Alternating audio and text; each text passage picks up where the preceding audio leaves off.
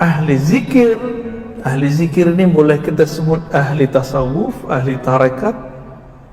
Malu ya, takut ya sebut tarekat ya. Orang hari ini malu nyebut tasawuf. Ya, masjid ini kayaknya udah insaf ini. Insya Allah ya. Saya di mana-mana itu dipesenin sama pengurusnya. Di sini enggak ya.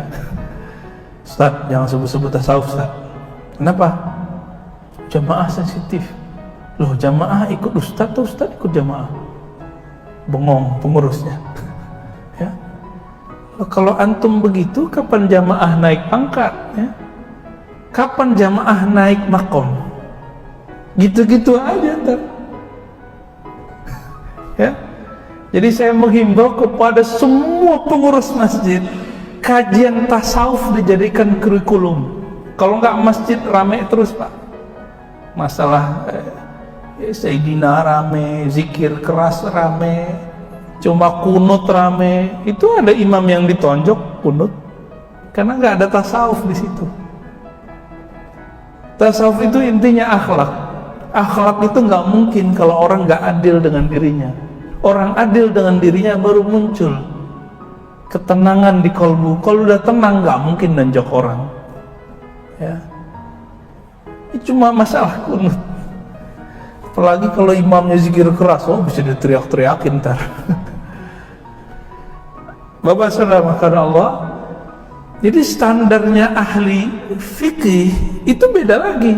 Standarnya ahli hadis beda lagi. Standarnya ahli Quran beda lagi. Standar ahli tasawuf, ahli tarekat yang mereka sebut gurunya dengan mursyid itu standarnya khas.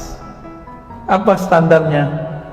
Ayyakuna wasilan ilallah. Ilmunya nyampe kepada Allah. Rasa bertuhannya sahih.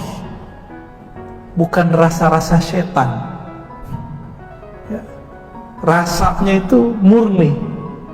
Nah, ini yang kemudian mereka transfer kepada muridnya. Mereka dapat dari gurunya. Gurunya dapat dari gurunya, bersambunglah rasa itu kepada Rasulullah sallallahu alaihi wasallam. Maka mereka nggak puas, dihantamlah sanad zikir, yaitu Al-Hasan Al-Basri, imam tabi'in, itu kan berguru ke Sayyidina Ali. Sayyidina Ali ini wafatnya tahun 40 lebih kurang. Mereka berusaha mengatakan bahwa Al-Hasan Al-Basri tidak bertemu Sayyidina Ali. Berarti sanad zikir terputus. Nah, ini cara mereka. Bagaimana kita nanggapinnya? Kita kembali ke ahli hadis saja kalau emang mereka ngeritik hadis. Imam Ibnu Hajar Al-Asqalani yang mensyarah Sahih Bukhari. Jadi Sahih Bukhari itu syarah terbaiknya itu syarah Imam Ibnu Hajar. Diikuti oleh muridnya Imam Sakhawi, lalu muridnya yang kedua Imam Suyuti. Mengisbat, menetapkan bahwa Imam Al-Hasan Al-Basri, Imam Tabi'in, betul-betul bertemu dan berguru kepada Sayyidina Ali. Mereka nggak puas itu. Jadi ingin melemahkan. Habis itu bilang apa? Oh, sanad ente kepada Ali, berarti ente Syiah. Nah, hati-hati. Kita boleh tidak senang kepada Syiah, tapi jangan nggak senang kepada Ali. Ya, bisa bedain? Boleh nggak senang di Syiah, kritiklah Syiah nggak apa-apa, tapi berani ngeritik Ali. Orang yang disebut Syiah itu pro Ali, anti selain Ali, disebut Rafidah. Rafid itu dia menyerang selain Ali. Sedangkan orang yang mengkritisi Sayyidina Ali disebut dengan Nasibah. Bukan Nusaibah ya, Nusaibah beda lagi. Nasibah, kelompok yang suka mengejek Ahlul Bait, keluarga Nabi sallallahu alaihi wasallam. Di dalam hadis Imam Al-Hakim Sayyidina Ali datang kepada Nabi sallallahu alaihi wasallam lalu bertanya, wahai Rasulullah, tunjukkanlah kepadaku aqrabut turuq ila Allah wa ashaluha, jalan pintas menuju Allah yang paling mudah, paling dekat, yang enggak ribet-ribet, enggak perlu pakai suluk 40 hari, kira-kira begitu. Ini bayangin suluk 40 hari udah serem aja nih ya. Ada Pak metode ringkasnya. Kalau suluk 40 hari kan itu thariqah para nabi. Nabi Yunus 40 hari di perut ikan, Nabi Musa 40 hari di Tur Sina, Nabi Muhammad di Gua Hira 40 hari. Ali bin Abi Thalib mikir, ini kelamaan ini 40 hari ya. Terus gimana? Yang gampang wahai Rasulullah. Apa kata Nabi? Alaika bidmudawamati dzikrillah. Ya. Hendaklah engkau mudawamah, konsisten berzikir dalam keadaan sir, ya, sepi ataupun jahar, ya. Kita keraskan, kita lembutkan, ramai ataupun sendiri. Kata Sayyidina Ali, wahai Rasulullah, kalau itu saya juga udah tahu. Ya, kira-kira begitu kalamnya. Saya pengen yang khusus. Maka disuruh duduk, ya, kamu duduk sini. Apa kata Nabi? Ghammid ainaik. Tapi di hadis Imam Hakim itu ada tambahan tengahnya. La taqumus sa'ah. Tidak terjadi kiamat sampai tidak ada yang berbaca Allah, Allah. Nggak ada kiamat kalau masih ada yang baca Allah, Allah. Tapi Dajjal keluar Pak, walaupun ada orang baca Allah, Allah. Ya. Dajjal sama kiamat kan masih jauh, masih jauh. Ya. Tapi jauhnya bukan 1 abad, bukan nggak nyampe. Lalu Nabi SAW mengatakan, ghammid ainaik wa qul la ilaha illallah. Pejamkan matamu lalu bacalah la ilaha illallah. Pejam mata. Maka metode memejamkan mata bukanlah dari Hindu Buddha. Ya. Ini ada yang nggak ngerti hadis ini, dikira oh nggak boleh memejamkan mata. Kenapa? Tasyabuh bil Buddhiyin, menyerupai orang Buddha, menyerupai orang Hindu, nggak nyambung. Ya. Kebetulan kita sama-sama menjamkan mata, mereka menjamkan mata, itu urusan mereka, urusan kita hadis ini. Ya. Berdasarkan hadis ini kita ringkas saja cerita hadisnya. Ulama kita kemudian meriwayatkannya sebagaimana Sayyidina Ali mendapatkannya, menirukan model yang ada di situ. Menirukan ini disebut dengan hadis musalsal bizikrillah atau musalsal bitalqin. Hadis menirukan gaya guru, gaya sumbernya hadis ini, keadaan orang yang mengajarkannya, disuruh duduk, disuruh pejam mata, semuanya dibaca sekian kali, itu ditirukan semua.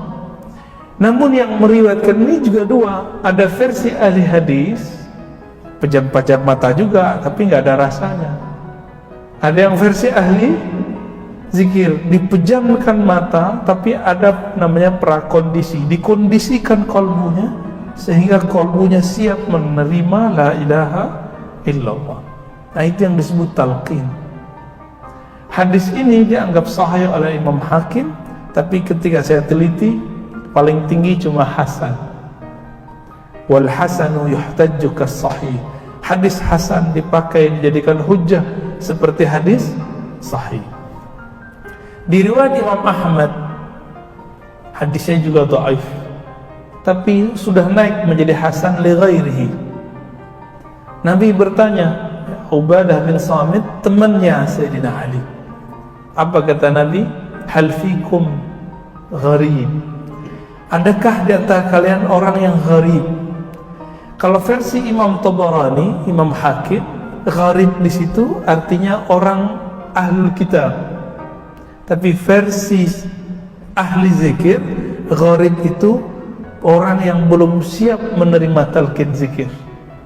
Dan kita ini rata-rata disebut gharib. Maka saya tidak termasuk orang yang ngobrol talqin, Pak. Kita buat conditioning, ya zikir dulu, ya hayu ya qayyum, itu metode aja ya, supaya tidak gharib. Gharib ini merasa asing, aneh, ini zikir apa lagi nih si Ustaz gitu. Itu orang yang menganggap zikir itu sesuatu yang baru. Maka gharib siapa saja yang belum mengenal bab zikir, belum menghendaki ilmu zikir, belum menghendaki talqin, belum siap ditalqin, itu disebut gharib. Ini versi kita, versi saya maksudnya ya. Maka Nabi mengatakan tutup pintu. Lalu Nabi mengajak, irfa'u aydiyakum, angkat tangan kalian. Angkatlah tangan mereka. Wa qulu la ilaha illallah, lalu bacalah la ilaha illallah. Ini namanya talqin jama'i, talqin berjamaah. Nah, nanti ada saatnya kita talqin jamaah di Pekanbaru. Tapi kalau sekarang masih sendiri-sendiri, Pak ya, masih sir. Ada saatnya kalau jamaah-jamaah di sini sudah siap, udah nggak gharib lagi, baru kita bimbing zikrullah, insya Allah ya. Lalu Nabi SAW mengatakan, dengan inilah aku diutus, dengan inilah aku dibangkitkan. Itu sebabnya setelah kita zikir, kita baca apa? La ilaha illallah Muhammadur Rasulullah, la ilaha illallah. Gimana Ustaz? Mana imam kita tadi? La ilaha illallah ya Muhammadur Rasulullah, kalimatu haqqin alaiha nahya, kalimat yang benar, dengan itulah aku hidup, dengan itulah aku mati, dengan itulah aku dibangkitkan. Benar kan nih? Kita hidup dengan kalimat itu beneran? Kayaknya hidupnya pakai handphone ya?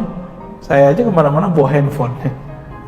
Maka supaya Allah nggak marah, saya bawa tasbih juga lah ya. Ustaz, ente tasyabuh dengan Yahudi. Loh, mana ada Yahudi pakai tasbih? Yahudi Pekanbaru kali. Ya, baik.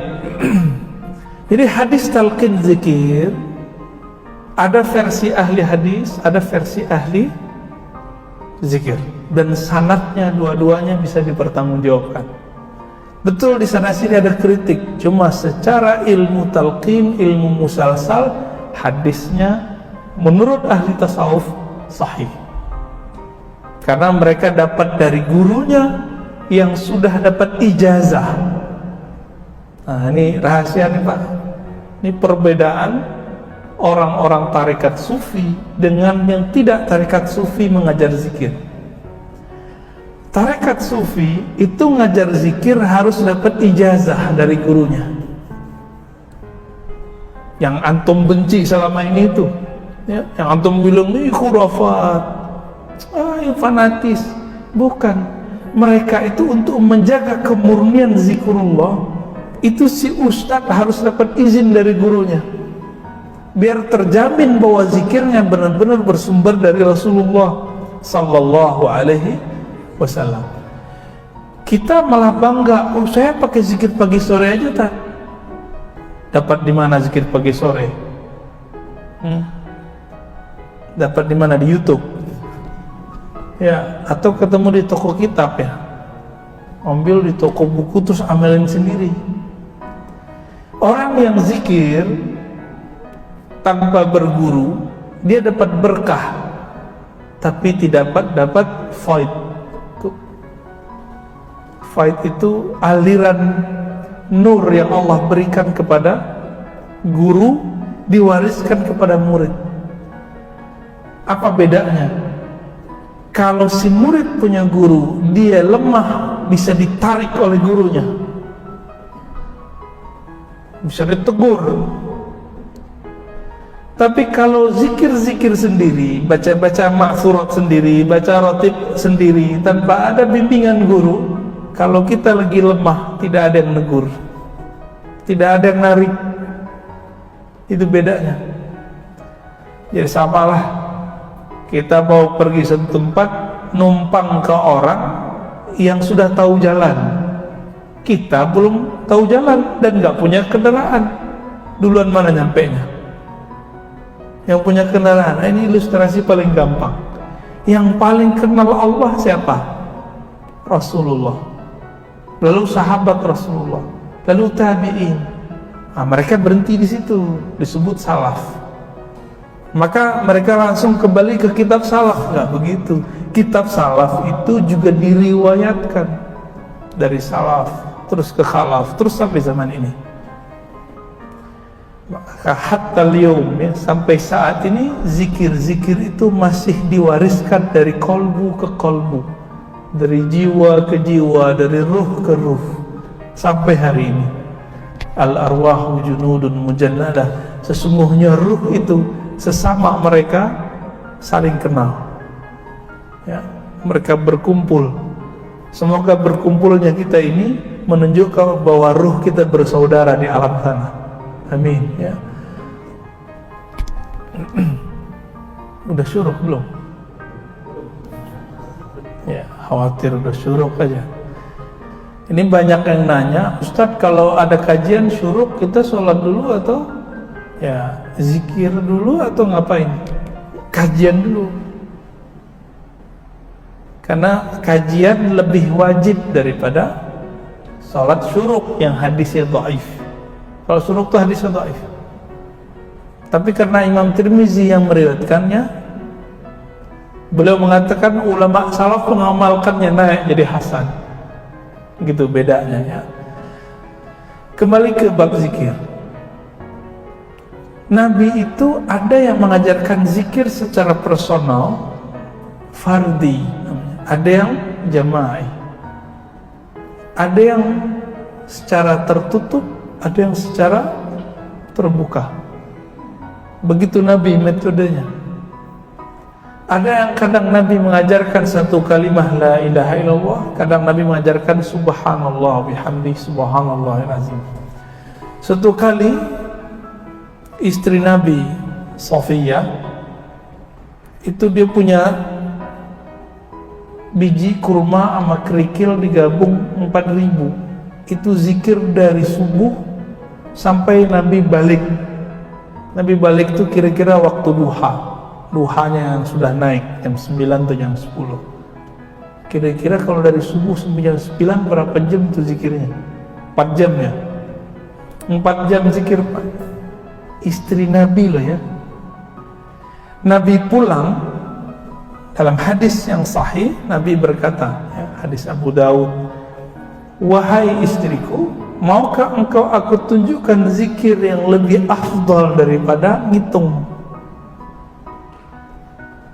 Yang tadi Nabi larang enggak? Enggak. Nabi enggak larang kok. Cuma Nabi lagi ingin menaikkan kurikulumnya dari zikir menghitung kepada zikir tidak perlu menghitung. Ini yang dilupakan oleh orang yang tidak punya zikir dan ijazah talqin. Jadi dia dapat hadis dijadikannya untuk menghantam zikir pakai hitungan. Nabi mengatakan di situ, afdal min dzalik, yang lebih afdal dari zikir menghitung.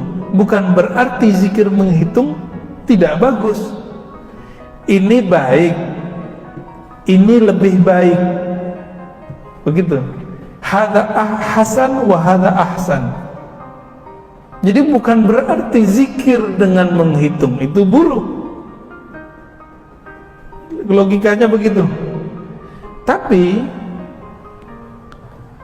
orang-orang yang benci kepada tasawuf dan tarekat mengatakan hadis ini adalah dalil membatalkan, melarang berzikir dengan angka. Justru sebaliknya, hadis ini adalah dalil boleh zikir dengan angka. Dan ini udah berapa bulan ini pertanyaan sama, Ustadz katanya kalau zikir pakai angka nanti kedatangan khadam. Saya mau tanya sama yang ngomong dulu, mungkin gurunya ustadznya, emang dia melihat alam gaib? Imam Syafi'i mengatakan, man qala ra'aitul jinna fala tuqbal syahadatuhu. Orang yang ngaku-ngaku ngerti alam jin, ya, dia bilang lihat jin, khadam segala macam, tidak diterima persaksiannya, apalagi pengajarannya. Orang kayak gitu dipercaya hari ini, Pak. Dia nggak pernah melihat alam khadam, dia nggak pernah melihat alam jin. Emang jinnya senangnya sama apa sih? Main tebak-tebakan. Iyattabi'una illa dhann. Mereka itu cuma tebak-tebakan. Nih kalau zikir pakai angka tertentu nanti datang khadam. Asal-asalan. Persoalan itu kemudian dijelaskan oleh para ulama berdasarkan hadis ini. Baru Nabi ngajarin kuli, katakanlah wahai istriku, subhanallah bihamdi, subhanallah azim, adada khalqihi wa zinata arshihi wa ridha'a nafsihi wa midada kalimatihi. Boleh dibalik ya. Itu zikir secara ilmu hadis boleh dibaca siapa aja, tapi secara ilmu qalbu, kalau belum sampai ke rasa ini, maka nggak ada efeknya. Coba diterjemahkan, subhanallah bihamdi, subhanallah azim, adada khalqi, maha suci Allah, maha hebat Allah, sebanyak bilangan makhluknya. Waktu antum zikir begitu, ingat lafaznya atau ingat maknanya? Saya yakin antum ingat lafaznya aja. Ternyata ahli zikir itu punya istilah, ada namanya zikir jama'i atau zikir kullu jasad. Zikir, kalau zikir semua bagian tubuhnya merinding. Zikir itu sudah dilewati oleh Sayyidah Safiyah. Sekarang ada zikir di atas itu, zikir alam semesta. Itu dia, subhanallah bihamdi, subhanallah azim, adada khalqihi, maha suci Allah, maha hebat Allah, sebanyak bilangan makhluknya. Maka dia pandang semua bilangan makhluk, sebanyak itulah dia angkat zikirnya kepada Allah. Siapa yang tahu jumlah makhluk Allah? Ada yang tahu Pak jumlah makhluk Allah? Di tubuh aja kita nggak tahu. Di tubuh ini berapa sel kita nggak ngerti. Karena hanya Allah yang tahu. Nah, ini rahasia lagi, naik pangkat lagi tuh Sofia. Karena hanya Allah yang tahu jumlah bilangan makhluk di tubuh ini dan di alam semesta. Maka zikir ini sebenarnya zikir menyerahkan makna zikir kepada yang punya nama. Ya Allah, maha suci Engkau, sesuci yang Engkau mau. Karena yang tahu jumlah makhluk cuma Engkau. Berarti ini zikir nggak pakai logika biasa lagi, dia pakai logika Nabi. Karena Nabi lah yang pernah diperjalankan melewati semua alam semesta. Ini Nabi itu udah masuk Pak ke semua lini alam, maka disebut beliau rahmatan lil alamin. Rahmat yang rahmatnya memancar ke semua alam semesta. Jadi rambut kita aja itu dapat rahmat dari Rasulullah Sallallahu Alaihi Wasallam. Orang kafir aja dapat Pak, dapat rahmat. Rahmatnya Rahman, ada rahmatnya Rahim. Semua makhluk Allah dapat rahmatnya Rahman. Tapi kalau Rahim khusus kepada orang yang percaya kepada Sayyidina Rasulullah Sallallahu Alaihi Wasallam. Jadi dalil yang sama bisa dibaca dengan cara yang berbeda. Jangan ngotot dengan pemahaman yang saklek itu ya. Jadi dalilnya sama nih. Dalil mengenai hadis Nabi mengajarkan zikir tanpa hitungan kepada Safiyah. Ternyata itu adalah dalil juga bahwa zikir itu ada kurikulumnya. Ya. Itu yang disebut ijazah. Jadi Nabi ngajar Safiyah itu ijazahnya, Pak. Nah, dulu pernah nggak dapat perintah pengajaran dari guru Ayo sini, saya ajarin zikir. Pernah nggak digituin sama guru? Enggak ya? Ya saya dengar orang zikir, saya zikir aja tak, gitu ya. Itu namanya taklid. Biar zikirnya berangkat dari taklid kepada ittiba, maka zikirnya harus ditalkin. Kan antum dari dulu ngomong-ngomong taklid mulu nih, kita nggak boleh taklid. Ayo, kalau zikir nggak taklid, harus ambil talkin. Gitu. Cuma Sayyidina Ali, Nabi talkin kan setelah kolbunya siap.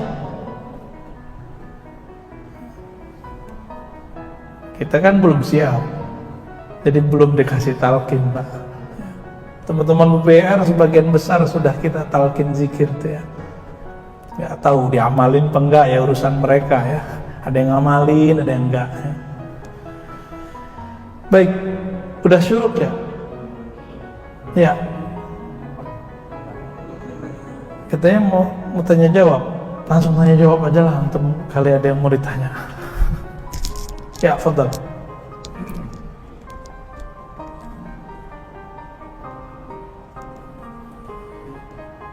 Lanjut dulu.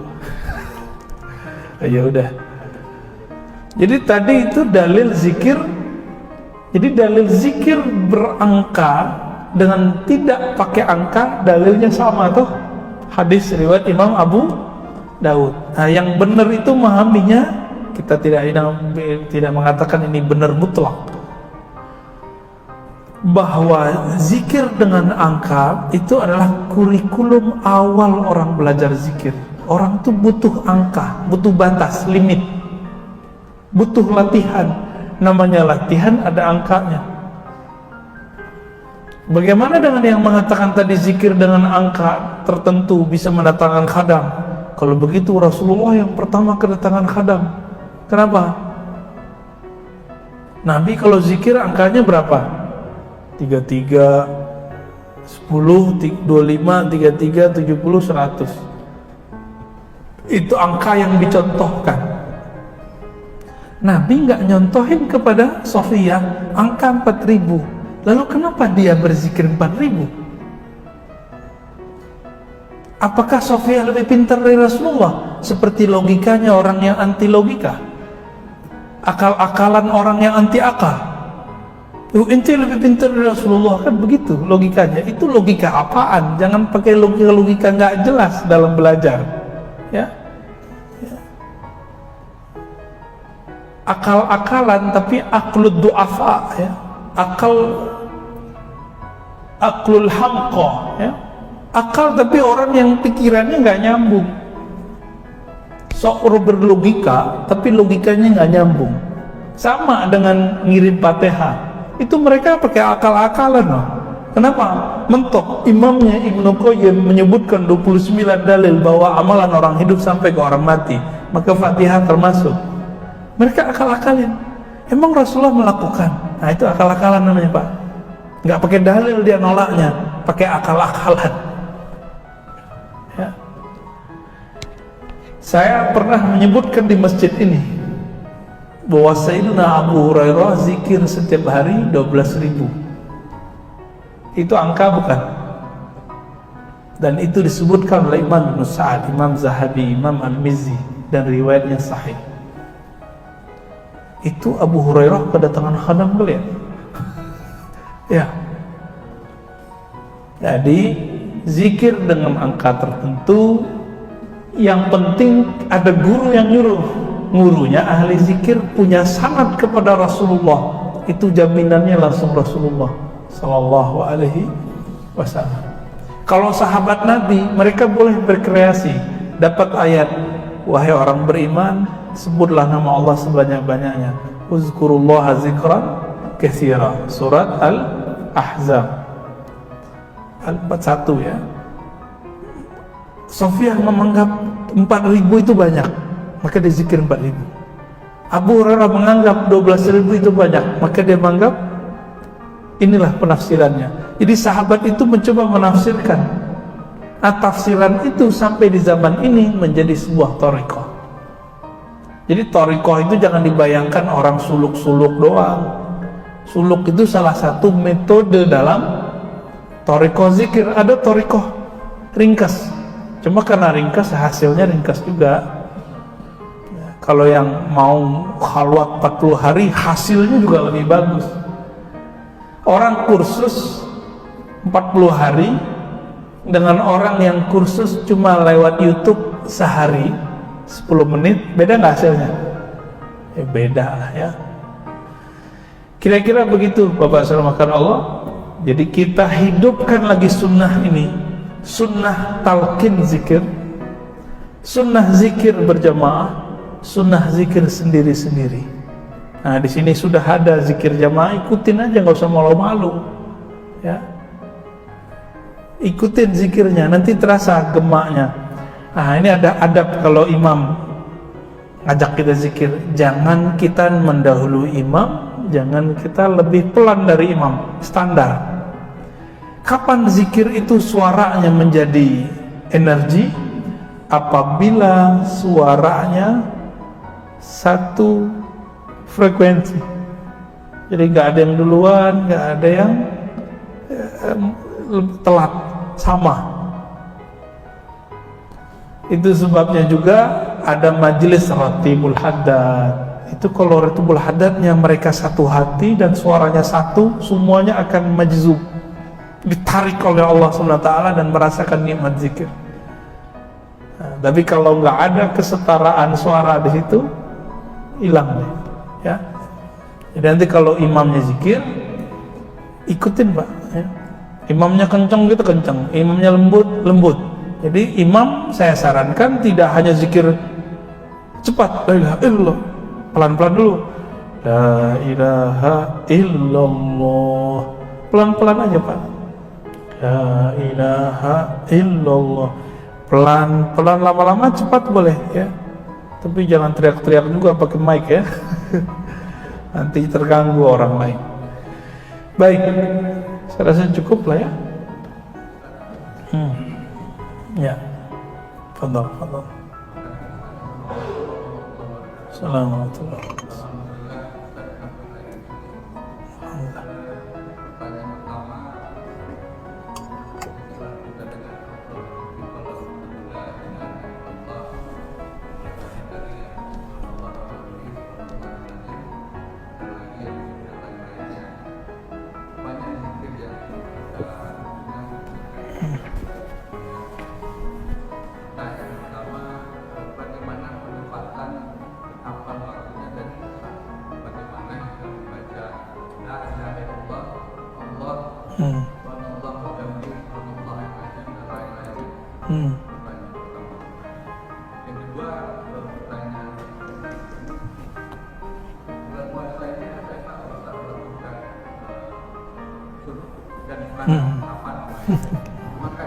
Iya.